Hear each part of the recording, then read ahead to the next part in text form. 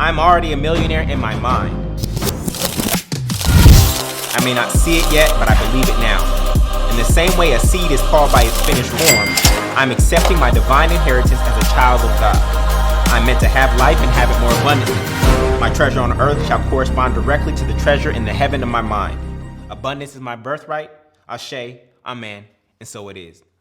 My name is Jullien Gordon, and I'm author of Rich and Righteous: Spiritual Secrets to Mastering Money, Manifestation, and Your Mind.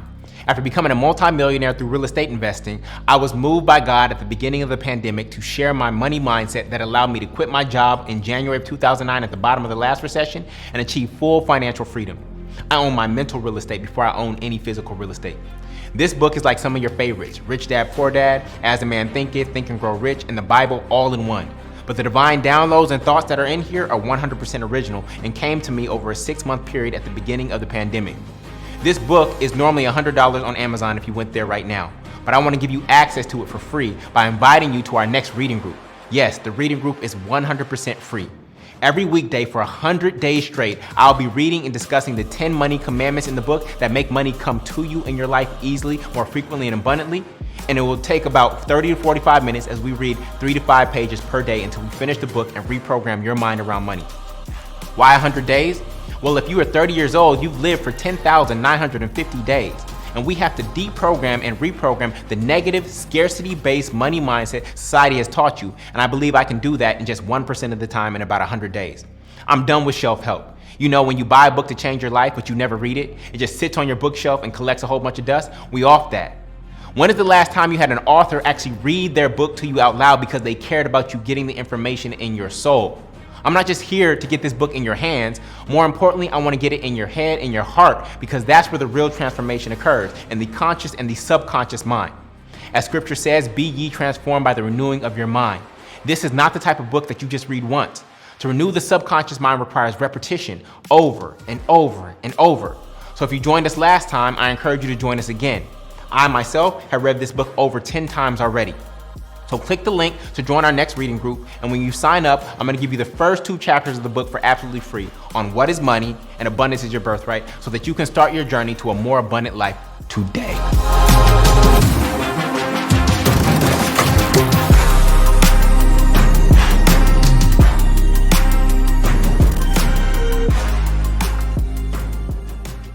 Rich Rising, welcome to another day of Read Rich and Righteous. It is Friday, and we are actually entering a new money commandment. We're entering money commandment number 6, which is how the rich and righteous hold money. We don't hold money just as savings. There's actually other ways that we hold money that are more powerful. And so today we will be reading Possess Money Without Money Possessing You. Today is day 41, so go ahead and type your consistency score in chat. Let everybody know how consistent you've been along this process. We know that the way to reprogram the subconscious mind is through repetition and consistency, and many of you have been great demonstrations of that. And so it's really, really powerful. I see some 41s out there, which is absolutely amazing. Good. Some mid-30s. Good. And remember, you can always catch up, right? The way to catch up is you go to richrightnow.com, and on the thank you page, once you put in your name and an email, you can get access to the replays. The way you do that is you buy the digital package, which is going to include the ebook, the audiobook, and all the replays that you may have missed. Or you can buy a physical copy of the book. Anybody who's bought physical copies of the book will get access to the replays as well. And so you can catch up. So even if your consistency score is maybe at 27 right now, if you catch up before we conclude December 9th, you can get your consistency score up, right? I know that some people might be traveling. Mornings might be hard for them. You might be better off listening to it at 8:30 at night instead of 8:30 in the morning. That is the way. Now, we do leave the replays up each week until Sunday. So the 5 readings for that week will be up until Sunday. After that, they get taken down. And again, the reason we do that is so that you don't think that you can binge watch this or procrastinate and say, oh, I'm gonna watch this later. No, money is going to be a key element of your life forever, and we want to address this problem in the here and now. And so that's why we're engaged in this process, and it's designed to get you the maximum results. And the way you get maximum results is by being consistent. So Shout out to everybody who's been consistent, been here every day or as many days as possible, getting these divine downloads and changing their relationship to money. If you're joining us for the first time, go ahead and type 0. We want to welcome you. You will have a 1 by the end of this reading, but we want to welcome you and just say that we're so happy that you're here. This process has been absolutely transformational. We have done this before, and it keeps on just getting better and better and better. We know that you are going to go work hard for money today, but before you go work hard for money, we want to understand how money works. Okay. Before you go spend 8 hours working hard for money, we want to take a moment to understand how money actually works so that you can get the maximum use out of it. It's kind of like, you get a cell phone or a computer or a piece of technology. Some people just open the box and start using it, right? They open the box and start using it. I got money, I'm just going to start using it. But what if you would have just took a moment to actually read the manual, the instruction manual, and understand how that electronic works so that you could get the maximum use out of it? That's what we're doing in relationship to money. And so that is what this book is all about. It's Rich and Righteous, Spiritual Secrets of Mastering Money, Manifestation, and Your Mind. Again, you can go to richrightnow.com and sign up for the challenge for absolutely free. It's a 100-day money mindset reprogram. And if you want the ebook and or physical copy of the book on the thank you page, you'll have those options. Okay. So let's get into it. Again, we're starting a new money commandment number 6, which is how the rich and righteous hold money. And we're reading the section on page 210. 209 and 210. And that is possess money without money possessing you. All right. So we're talking about holding money. So that's why that title is like that. Okay. So the scripture for the day is Matthew 19:24. I tell you the truth. It is hard for a rich man to enter the kingdom of heaven. Again, I tell you, it is easier for a camel to go through the eye of a needle than for a rich man to enter the kingdom of God. All right. So there's some things to point out here really quickly. First and foremost, it says it's hard for a rich man to enter the kingdom of heaven. Does it say that it's impossible? Does it say that it's impossible? No, it's just very hard. And so we are exploring what it means to be rich and righteous. We know that Joseph of Arimathea was a rich disciple who actually asked for Jesus's body, right, and owned the land that the tomb was on. So in the Bible, he's called a rich disciple. So we know it is possible, and that is what we are seeking to become. And we are seeking to make it easier and easier so that more and more people want to be rich and righteous, right? You can have material wealth and be spiritually poor, as Matthew 19:24 suggests. Jesus was not saying that being rich is bad. This is how some ministers will try to flip the scripture, even though they're getting rich off of you. Jesus was not saying that being rich is bad. The rich man Jesus was referring to was materially rich, but he was possessed by his possessions. So if you go read that parable, you'll realize that he was possessed by his possessions. That was the issue. Not the fact that he had possessions, but that he was possessed by his own possessions.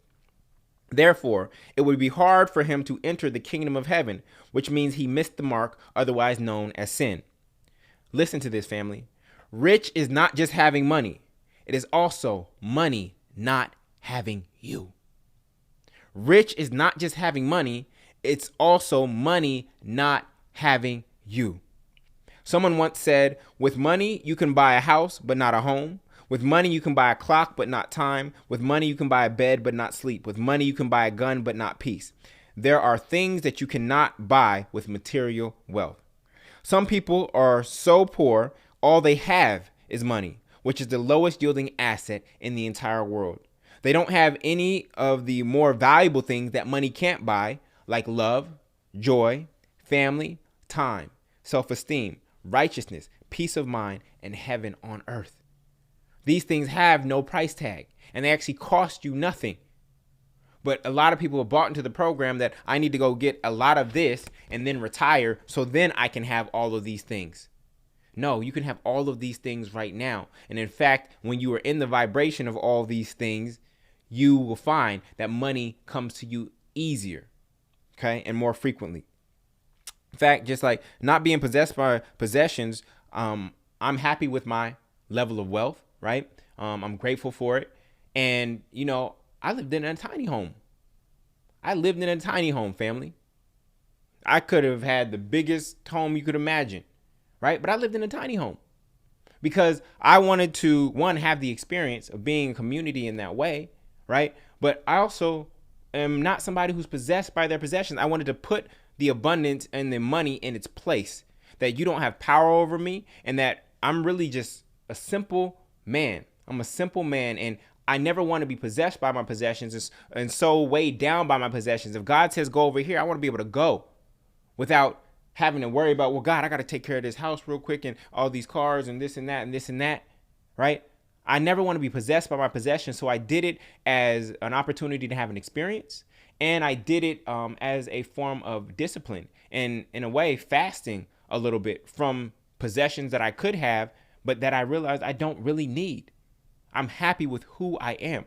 My wealth comes from within, not without. I don't have to wear my wealth outwardly in any shape or form, right? And so this is just an example, and that idea came from, seeing this people being perverted by money, right? We talked about the inverted and perverted relationship with money. It came from witnessing that and knowing that as my abundance was increasing, I didn't want to get caught up in that. And so I've had the experience of living in a tiny home despite having more than enough to buy the house that I desired in cash, right? So we have to put this money in place, right? We have to put it in its proper place. We are master over it. It is not master over us, all right? You can secure the bag and still be insecure. True financial security is not just having a lot of money. Many people with money are some of the most insecure. We see this often with celebrities, but celebrities are no different than anyone else. It's just that their life is on public display. So a lot of people want to attack celebrities and things of that nature. The same things happen in your own life. They just happen to be on public display and in mass media, and so we come at them. But we are doing the exact same things in our lives for those of us who are not celebrities. Many believe that external financial security will cover up or compensate for their insecurities. It does not. In fact, money can exacerbate one's insecurity. Imagine working hard all your life, thinking that money would make you happy, only to get there and still feel unhappy. On second thought, don't imagine that, since we know the power of our imagination. All right. Second paragraph, page 211. True financial security is knowing the true source of your wealth and how to access it on demand whenever you desire. Even if you were to lose everything for some odd reason, you may be set back, but you would know exactly how to recreate the wealth you had before and more because of your understanding of financial spirituality. As 1 Samuel 2:7 says, the Lord sends poverty and wealth. He humbles and he exalts. True wealth comes from staying tapped into a source that never taps out. True wealth comes from tapping into a source that never taps out. Everybody type I'm tapped in. Everybody type I'm tapped in. Because if you're a faucet, but you're not connected to a source, then nothing is flowing through you. You have to be connected to a source. And the most powerful source, I believe, is God itself. This keeps me humble, for I know that it is God who is exalting me, not myself. And when I exalt God, wealth is part of the package that I can do more good for God. So you know how when you get a package from an employer, when you're getting hired and they give you all these benefits and things of that nature, they might give you a signing bonus and things of that nature. When you, right, are working for God, there is a package that you get, and that package includes abundance. Okay, that package includes peace of mind. That package includes love and powerful, positive relationships. Okay, that is part of the package when you accept and surrender, as we talked about last week, on Thursday. That is part of the package, right? So this is why I'm employed by God, not by any company, not even the multifamily movement. I am employed by God, and I work for the entity and work with the entity called multifamily movement as its CEO. You don't work for your employer, you work with your employer. Don't say I work for General Motors. Don't say I work for Target. Don't say I work for anybody. I work with that entity, but I work for God. Okay. And God has put me in this particular position for a specific reason, for a season, for a particular reason and season, in preparation for even greater work, because I will do even greater things than these that are more in alignment with my purpose. I don't work for this company. I work with this company. Okay. There's power in our language. Third paragraph on page 211. A lot of people with material wealth continue to chase money out of fear. They may be running from a childhood of poverty, or feel they got lucky based on who they were born unto.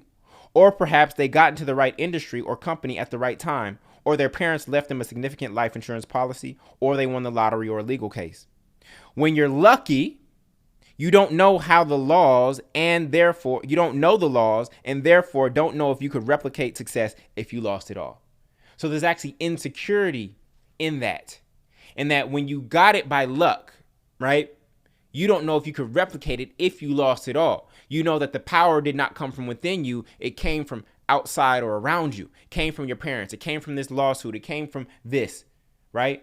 And so you don't know yet if the power is in you to actually be able to create that wealth on your own. And so you still feel insecure, even though technically you have a lot. It is one thing to have acquired wealth. It's another thing to truly understand how to acquire wealth, so much so that you can replicate it if you had to start all over with nothing. You see the difference? It's a subtle difference. It's one thing to have gotten it through various means outside of you, right? Because you happen to step into employment at a company that was scaling. Now, that was a good choice, right? You got equity in that company, et cetera. That was a great choice. But you know that by and large, you didn't create that wealth, right? You happen to get on the right wave.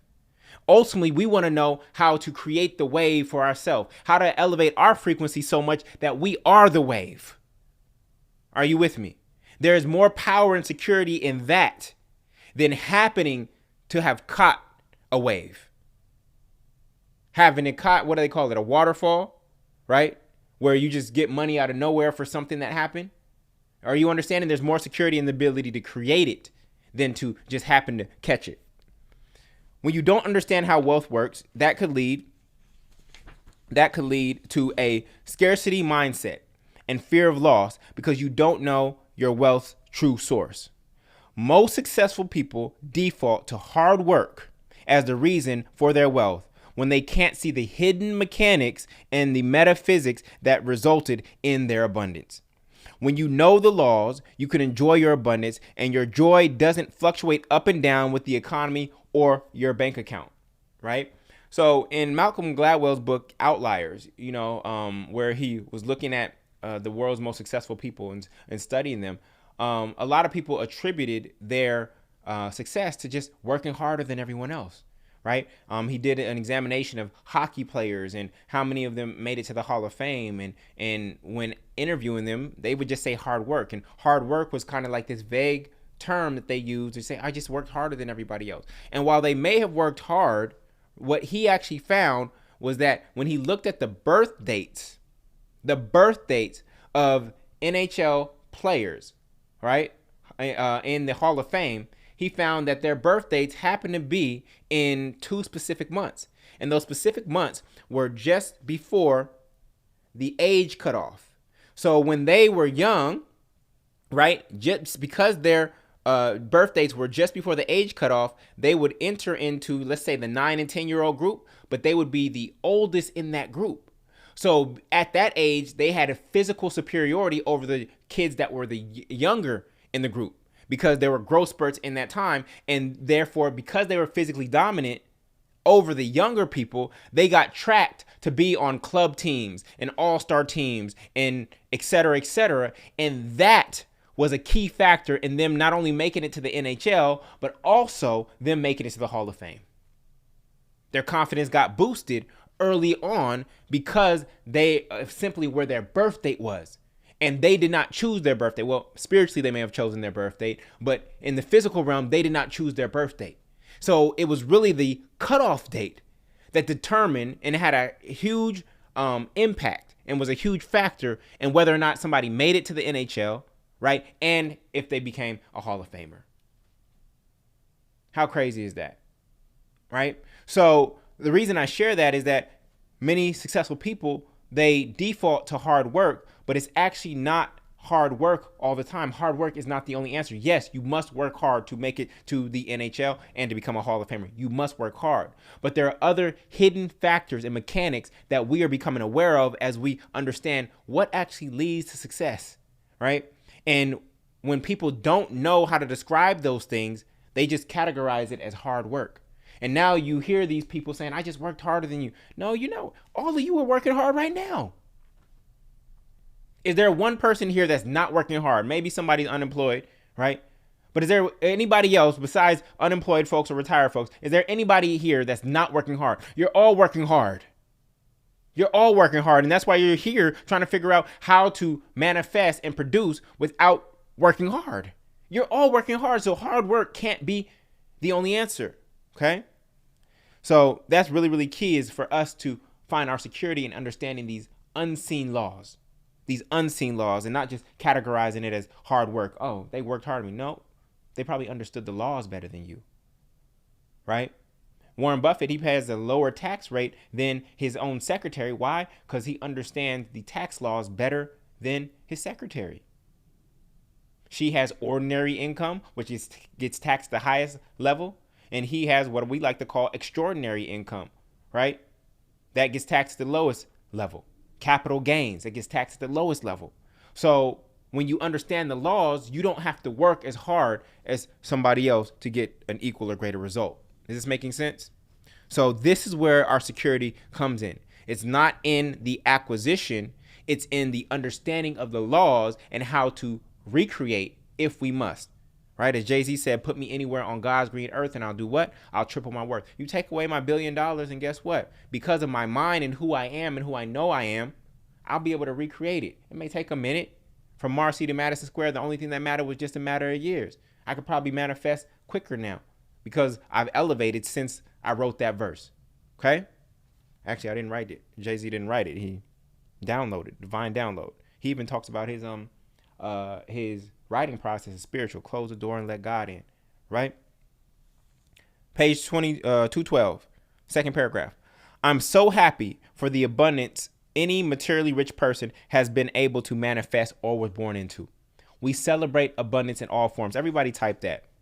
Because this is not about attacking or putting down, right? We celebrate. We don't hate. We celebrate. We don't hate. We celebrate. So we celebrate abundance in all forms. It just shows us that God is abundant. Okay. So I'm happy for the abundance any materially rich person has been able to manifest or was born into. Even if they were born into it, I'm happy for them. You want to know why I'm happy for them, family? Because I want my daughter to be born into wealth. I may not have been born into wealth, right? But I want my daughter to be, so why would I hate? There is more than enough for us all, and someone else's having doesn't take away from anyone else's ability to have. The true power is learning how to duplicate, right? We don't want disposable income. We want what? Duplicatable income. The true power is learning how to duplicate the wealth you've already acquired on demand by understanding the invisible universal laws of financial spirituality and wealth at work. Not understanding these laws can result in a full bank account, but an empty soul, because worry and possessiveness about money can eat away at your joy internally. Most millionaires still worry about money. You heard me correctly. Most millionaires still worry about money, especially if they feel they got it by luck or by chance. They still worry about retirement, their kids' education costs, health costs, mortgages, and the rising cost of living due to inflation, just like everyone else. Real quick, family, who do you think worries more? The person who has nothing to lose or the person who has everything to lose? Just think about that. Who do you think has more worry? The person who has nothing to lose or the person who has everything to lose? I actually don't know the answer, right? It might be different types of worry, right? But if the person who has everything to lose got it and doesn't know how they got it, it wasn't through their own mind, it didn't come through them, it came from somewhere else, that's a huge responsibility. I've just been given stewardship through an inheritance or something. I've been given stewardship over this money, and I haven't elevated my level of consciousness to be able to hold this amount of money. We're in the chapter on holding, right? So there's a chance that I may blow through it. We hear about all these lotto winners that end up broke because they got a windfall, financial windfall. That's what it is, not a waterfall, a financial windfall, right? But their level of wealth consciousness hasn't elevated to be able to hold and manage and steward that amount of money. So we know that we're in the process of getting ready to be ready, so that when it comes, we are ready to receive it, hold it, and be steward of it, right? That's what we're focused on. So last paragraph. Whether we understand the unseen laws of gravity or not, it is still at work. Whether we understand the unseen law of gravity or not, it is still at work. You can't touch gravity. Okay? But you can see it by the results it creates when you throw something and it eventually hits the ground. Aware of the physical law of gravity, the Wright brothers learned how to work with this unseen law by leveraging laws of aerodynamics that transcend the law of gravity. So there are laws that transcend, that circumvent lower level laws. To the degree that we understand the laws, we can make sure that they are working for us instead of against us. Actually, the law never works against us. It is indifferent. The law is indifferent. It only feels like it is against us when we are out of alignment with it. The law is never working against us. Life is never working against you. If you feel like life is working against you, it's because you're paddling upstream. You're not living in alignment with life and how it actually works. That's why you feel life is working against you. Okay? So we are here to master these unseen laws. Gravity is a law, a physical law that you can't touch physically. So we use gravity because it's one of the most common unseen laws that people understand.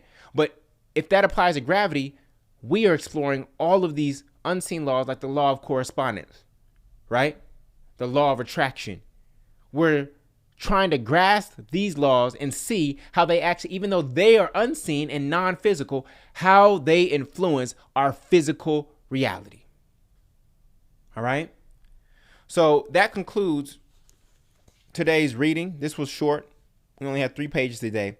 But the big takeaway is that we are not meant to be possessed by our possessions, right? There's nothing wrong with possessions unless we are possessed by them, right? Some of us are too attached to logos and designer clothes and the type of car that we drive and the house that we live in. Now, do I want you to be comfortable and love the house that you're in and love the car? Yes, but it's your relationship to it. Are you a slave to it, right? Is it so important to you that if it got taken away, one, you wouldn't feel that you had the ability to recreate it, or that part of your identity would go with it? You've attached yourself so much to this particular image and identity that if you lost those things, right, if you were asked to release them by God, right, that part of your identity would go because you've over-identified with the thing. You don't just see it as a thing, as an experience that you were meant to have and supposed to have and enjoy. And so now you've lost it, and now you feel you've lost a part of yourself. Could you feel comfortable going from driving a Bentley to a Honda and who you are not change? Could you feel comfortable going from a mansion to a tiny house and your identity not change? Could you go from Gucci to Hanes and your identity not change? That's what it means by being possessed by your possessions. And so we must release, we must explore. I want you to take inventory of, are there any possessions that I'm overly attached to? Another way to think about that, family, is if there was a fire in your house and you had 2 minutes to grab the things that were important to you, what would you grab? Let's say there was no insurance on the house, okay? You weren't going to get any money or anything like that. What would you grab? When I think about what's in my house, I'd grab some important documents. I'd grab family photos. After that, I'd grab some articles of clothing that I just know, not because I paid a lot for them, but they just fit me so well. Like this happens to be one of my favorite shirts, right? And I don't know where I could ever get it again. It's not like it's in a store and I could just go get it on Amazon.com. So I'd grab some things like that. And beyond that, everything else can go. Everything else can be gotten back again. So I want you to take inventory. I want you to take inventory of the things that you possess and ask yourself, is this thing really possessing me? If I lost this thing, would part of my identity go with it? And if so, then I need to change my relationship to this thing. Okay? So that concludes today's reading. Today was short. We're closing off our week, and we're going into our what? Our strong end, not our weak end. We're going into the strong end to gain strength, to rest. I encourage you to take Sabbath, whether that's a full day, whether that's 2 days, a full day, half day, or even if just 2 hours. I encourage you to go take Sabbath and just rest. If God can create for 6 days and then rest on 7th, then so can you. I will see you back here on Monday at 8:30 a.m. Eastern Standard Time. We are going to be reading the chapter on You Are a Bank. I'm going to prove to you that you are already a bank, whether you know it or not. And so that's where we'll start as we go into day 42 of Read Rich and Righteous. All right. Love y'all. Be God to yourself. Love yourself as God would love you. Be master over yourself as God is master over you. Remember that you are God or first cause in your own life. No individual, institution, or situation outside of yourself has more power over the direction of your life than you. Go enjoy your strong end, family. Peace.